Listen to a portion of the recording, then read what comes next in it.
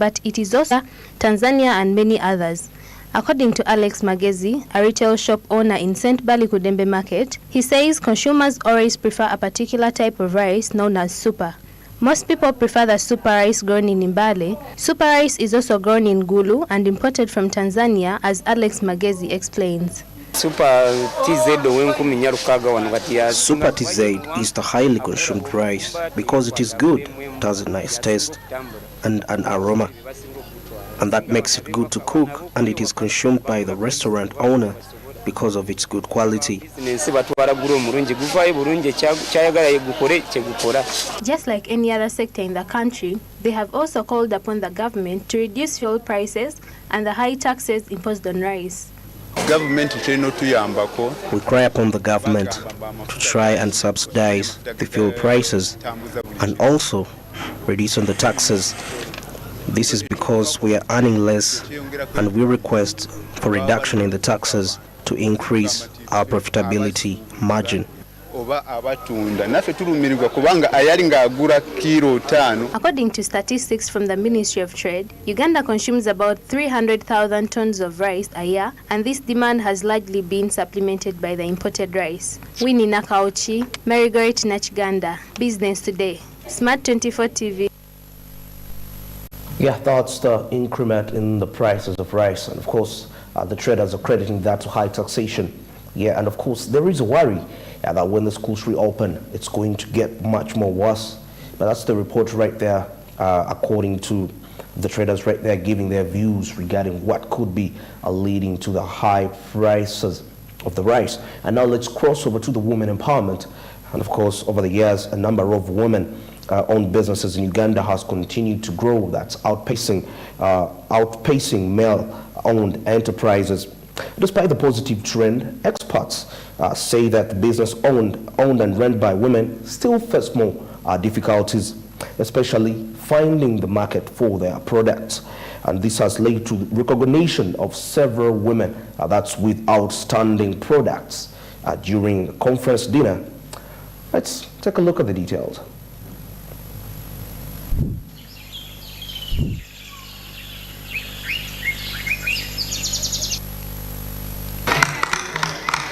There has been several efforts to empower women in Africa by enabling women to be at the forefront of trade and commerce.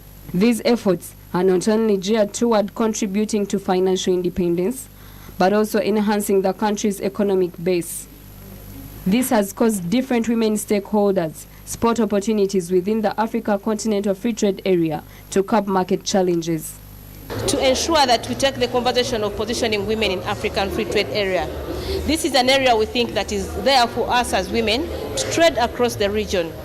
Looking at the other complications of exporting in Europe, we want to start with this. We have had an encouragement and enlightenment on how the process works from the key stakeholders and key speakers during the 3 days at the trade fair, and we are pledging to this country that you will mobilize as many women, help them to improve their quality and the volumes, and we're able to export, we're able to exchange, we're able to trade within the region. Given that we are now really promoting the whole agenda around regional trade integration, we want to have more trade across African countries. And we also want to have more women in business trading with each other, seeing what are the opportunities for their businesses to grow, to expand. And given that Uganda has such a vibrant private sector, we want to support the Ugandan women in private sector to venture out to other countries and to export Ugandan products. We have to make sure they understand what it means to transact business online. They have to set up their shops online. I mean, there are so many opportunities for women to upload their products and start shops online, organized even by Confib, COMESA, and I'm sure even the Africa Free Trade Area is organizing this. I mean, the strategy for African Union 2063 focuses a lot on women and empowering them. So they need to be ready, but they have to be skilled. There are certainly a rising number of successful women in business in the country, but as much as it is a good thing, most women still conduct business on small scale due to funding issues. And we have been able to tap into their projects, into their initiatives and innovations, and link our women. It's still a challenge, but we are hopeful that we continue to prepare women to have whatever it takes to get access to financing. Even government programs have financing that we think they can be able to access. UWIL is one of the key stakeholders that is working with UDB, and it's an opportunity for us to encourage all the women in Uganda to take advantage of that. But many of the women are not ready yet. I mean, the market is enormous. And if women are going to take advantage of that, they need to be supported. First of all, they need to be helped so that they can improve the quality of what they are producing. We need to be able to organize value chains, organize women into clusters so that we're able to meet the quantities that we need, so that, we get women participating along the entire value chain. Some of them doing the marketing, aggregating, transporting. I mean, the opportunities are going to be great. To celebrate women's empowerment, different women from several African countries were celebrated and awarded for their outstanding products on markets including Sudan, Eritrea, and Uganda. Those who were not nominated, I mean, they may be good, but they don't stand a chance. We try to publicize. The prizes are for across the region. So it is to do with the 21 countries of COMESA. So we are looking at women who have innovated, who have done a lot to improve their businesses and their brands, who are contributing a lot to the economies of their countries, and those will be awarded tonight, even the best exhibitor. The intra-trade fair was aimed at drawing over 10,000 women and men operating in micro, small and medium enterprises and major firms from more than 35 countries around the world. This is an eye-opener for women entrepreneurs to remove obstacles that prevent women and young entrepreneurs from taking full advantage of regional and international trade prospects. Naomi Mtumba, Business Today, Smart 24. A number of groups are anticipated to benefit from the African Continental Free Trade Area. Of course, we have the youth being one of the priorities, but also the women. Such initiatives are very important to ensure that the women are prepared to take up the opportunities from that very regional market. And of course, this is a region that comprises of the different regional places, the regional areas where the women can be able to trade without taxation. So that's very crucial that they get prepared. And one of the aspects is to prepare them to learn how to transact online are very key, because that's the only way you can reach out to the farthest markets without you having to go there physically. And now let's cross over to what I call the breaking story, as the Uganda Securities Exchange admits cheaper technologies as a stockbroker at the Uganda Securities Exchange. Traders will be able to purchase stocks through the platform. Let's have the details.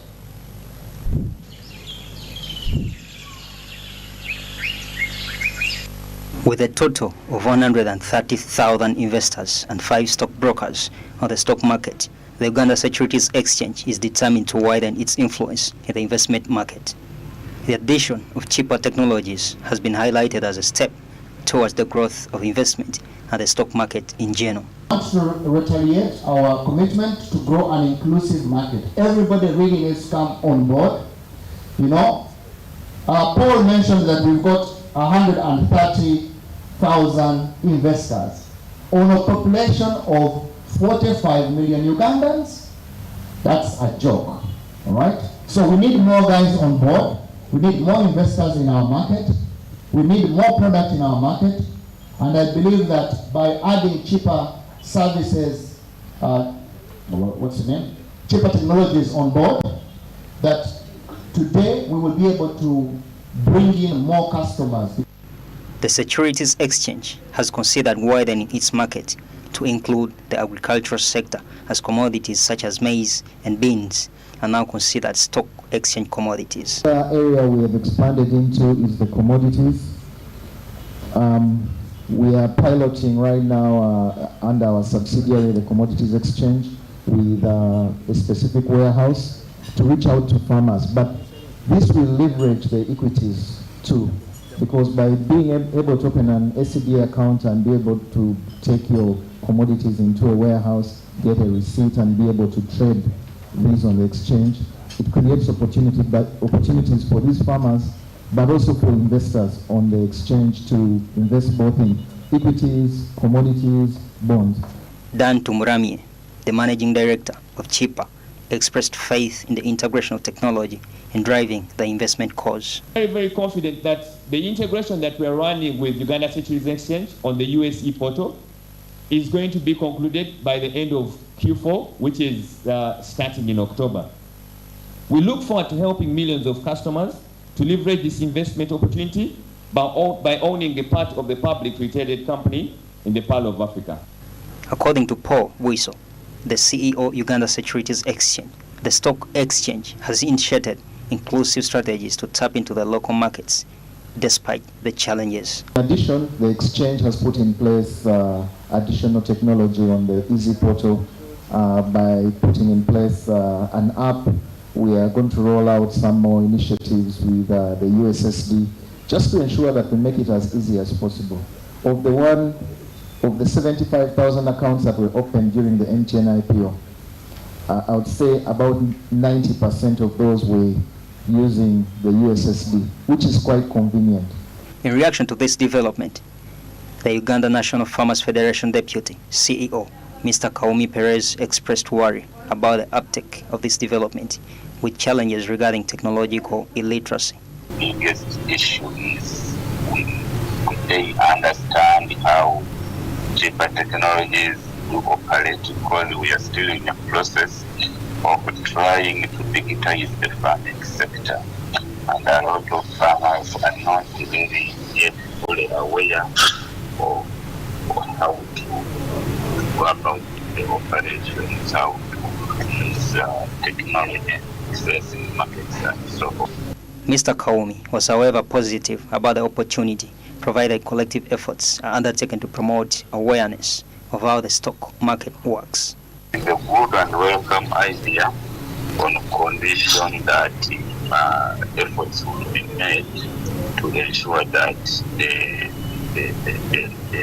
small scale farmer or the grassroots farmer will understand its applicability and its utilization and what will be the benefits in them as far as getting market for their commodities. So we need that concerted effort. If cheaper technology is going to work closely with stakeholders like the Farmers Federation. Out of a population of 45 million Ugandans, only 130,000 investors, that's when we're talking about stocks. That's quite very small portion as compared to the population. So with the emergency of these technologies, it will enable Ugandans to be able to trade easily. And not so many Ugandans are so familiar with stocks, and you know, this is $1 billion business talking about when we go to the developed stock markets. Quite a number of people are making side incomes. You know, there's money that you make without putting in any effort. All you have to do is get your money, give it to someone to work for you. So literally it's money working for you. So with cheaper technology, this is going to be made much more easier. Stocks are very closer to the individuals like never before. So we hope this is going to increase the number of investors in the market. And of course, you know that when the people can invest in the stocks and get back the profits, it's going to increase their purchasing power, and also the tax base will be very high. Stocks are very important. I urge about that, the stocks. Okay, now let's cross over to the jewelry business, as it's one of the businesses that a vast population of Ugandans engage into. Today we examine the structure of this business, the profitability, the challenges faced by the different people that are dealing into this enterprise. Let's have the details.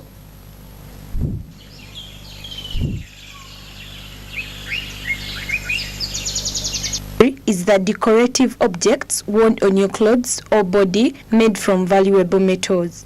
These personal ornaments include necklaces, rings, or bracelets that typically contain jewels and precious metal. Gold and silver are used because they are easily squashed and easily stretched metals. Importing jewelry is a challenge to most dealers because of the high taxes imposed, as some people import from countries like Turkey, Dubai, UK and China. Most of the jewelry bought includes watches, earrings and necklaces by women. Smart 24 TV reached out to some jewelers on the running of their business. There are higher taxes on the jewelry imported, and yet there are no jewelry producing companies here in Uganda, says Sharifa Yusuf. What's our staff from UK, Turkey, Dubai and China? Taxes are too much.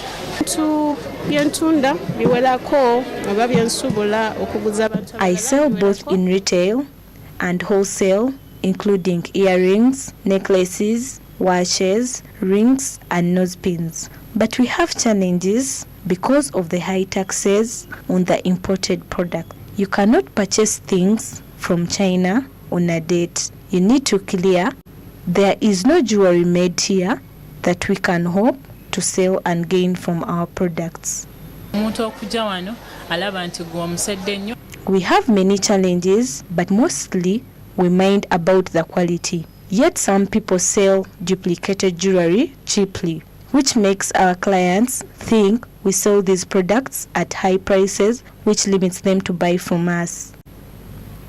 Exploration surveys have shown that Uganda has gold ore deposits of about 31 million tons. An estimated 320,158 tons of refined gold could be extracted from the 31 million tons of ore. The question is, though, with all these gold reserves, why are we not producing our jewelry? That's the jewelry business right there. And of course, posing a question, if we mine our own minerals, how come we don't make our own jewelries right here?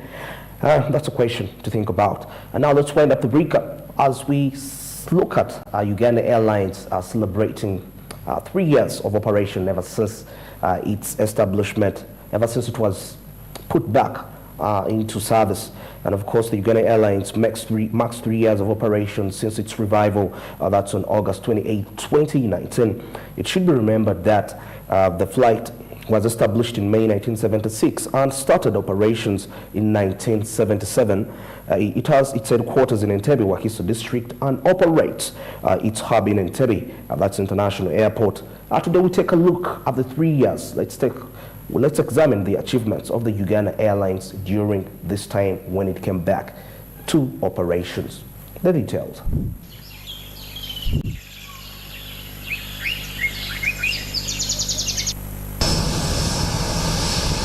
The airline had a turbulent start but was slowed down by the COVID-19 pandemic. Nevertheless, the slow progression gave time for the airline to strategize and consolidate its operations. There were attempts made by the government to privatize the company, but all the potential bidders pulled out, leading to the company's liquidation in May 2001. The airline was later revived in 2019 under the same name, Uganda Airlines. Uganda Airlines has flown 500,000 passengers, which I think is very encouraging for a new airline funded by the Uganda government. You should know that. So when you are talking about your taxes, this is what your taxes are doing. They have flown 12,000 flights on the routes they have so far and are working on getting some new routes, which means the flights will increase and the frequency of the flights. That the onward journey is looking very, very bright for Ugandans. Uganda Airlines has created jobs for Ugandans, with the majority being Ugandans, by the way, local Ugandans, about 96%, and 3.3% are expatriates. 6 planes, 4 CRJ Bombardiers, and 2 Airbuses A330neo. And we have given it full support. Most of the business community are using Uganda Airlines, and for sure the services are very excellent. Uganda Airlines' revival was to improve air transport and enhance the country's competitiveness for economic transformation. However, there are still some challenges, including management issues, delayed expansion of destinations. Other routes are not very active, like the China route. And you know what is happening in China. They haven't yet started issuing visas. But the management assured us that the the China route. So that China route is so vital. And then we recommended also Turkey. We recommended Somaliland. We recommended direct Goma flight, not Kinshasa. And then, but so far, because it's a new airlines, you know, securing routes are not so easy, so we are in negotiations. The mileage, reality mileage, or points. It's like in most airlines, they give points whenever you travel. So, but they're working on it. That's what they promised. But I think it's taking some time. So we requested for urgent attention so that our traders are not affected. According to its 15-year operating and business plan, the airline is expected to be flying to 18 regional destinations, which include Lagos, Addis Ababa, and Lusaka, and 7 international flights, including Dubai, Guangzhou, Amsterdam, Mumbai, and London. But currently, it is flying to 11 destinations, and Dubai is the only international route. 3 years of the Uganda Airlines operation, assessing its achievements and how the business community has been standing, of course, with the company. And that's it for the recap. I'll be joining you on SMB on ground. Jerome Paul Sonko is right here to take you through Smart Main's business. Good morning. Stick around.